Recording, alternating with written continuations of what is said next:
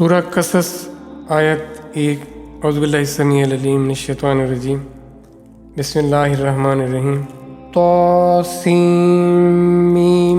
یہ حروف مقطعات بعض آیات کے شروع میں یہ حروف آئے ہیں، مطلب نہیں ہوتا، تعارف ہوتا ہے۔ حقیقت میں مطلب بتانے سے تعارف ہوتا ہے، پہچان ہوتی ہے، اس کے بارے میں جو آگہی ہوتی ہے وہ حاصل کرنی ہوتی ہے۔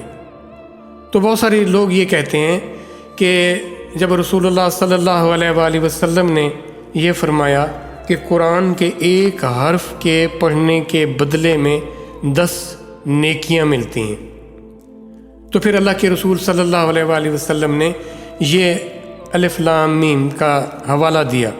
بات ہو رہی تھی حرفوں کی، تو حرفوں کا حوالہ دینا تھا نا۔ اب کوئی یہ کہے کہ پھر اس کا مطلب بتایا جائے، بھائی اس کے متعلق انہوں نے تعارف دیا ہے کہ یہ حروف مقطعات ہیں، ان کا مطلب اللہ اور اس کے رسول جانتے ہیں، یا اللہ جن کو وہ آگاہ کر دے ان کے بارے میں۔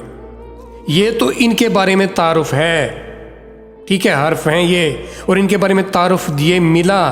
کیا قرآن کے باقی جو الفاظ ہیں اس کے بارے میں بھی یہی تعارف ملا کیا؟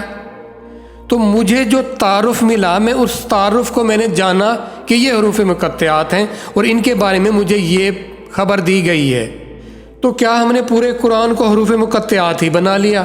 اگلی آیت دیکھیں وہ کیا بتا رہی ہے آپ، تلکا یہ آیاتو آیتیں، کتابی کتاب، مبین واضح، یہ آیتیں ہیں اس کتاب کی جو کتاب واضح ہے۔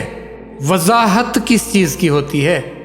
وہ کتاب جو واضح ہے، اوپن ہے، کھلی ہوئی ہے، کوئی اس میں چیز چھپی ہوئی نہیں ہے، مبہم نہیں ہے، روشن ہے، واضح ہے۔ وہ کس لحاظ سے واضح ہے؟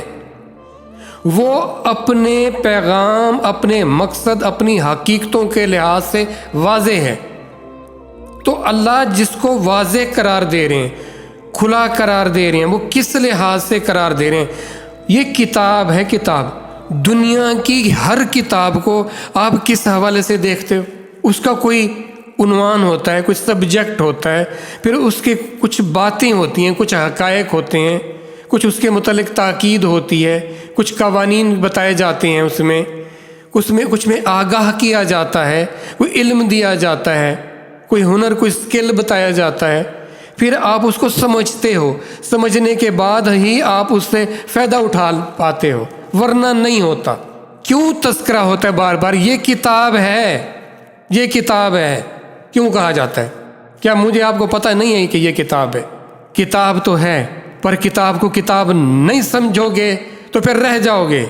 ہم نے کتاب کو کتاب نہیں جانا، اور وہ بھی مبین ہے۔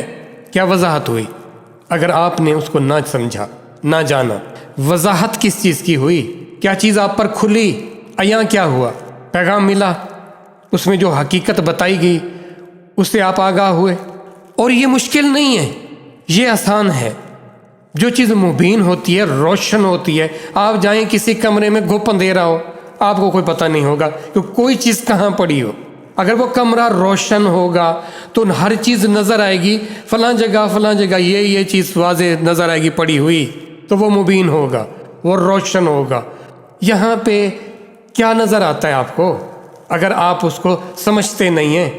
اللہ کی باتیں مشکل نہیں ہیں، باتیں آسان ہیں، مبین ہیں، اللہ کا پیغام مبین ہے۔ مزید آسان کرنے کے لیے مثالیں بیان کی۔ جب آپ نے سمجھنا ہی نہیں تھا، مثالیں بیان کرنے کا کیا مقصد تھا؟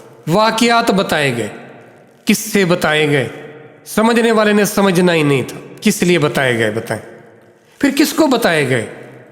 کیا یہ کسی خاص کے لیے، کسی کے لیے کوئی اور تھا، کسی اور کے لیے کچھ اور تھا؟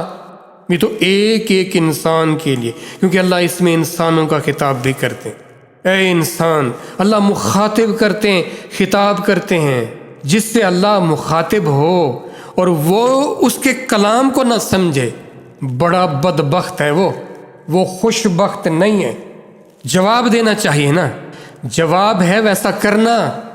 اب آپ کو کوئی بلاتا رہے، اس کو رسپانس ہی نہ دیں، کیا کر رہے ہیں پھر آپ اس کا ادب کر رہے ہیں، آپ اس کی تکریم کر رہے ہیں، آپ اس کو بڑا جان رہے ہیں، وہ آپ سے مخاطب ہے، وہ آپ کے بھلے کی باتیں آپ کو بتا رہا ہے، اور آپ نے منہ دوسری طرف پھیرا ہوا ہے اور آپ کچھ اور سوچ رہے ہیں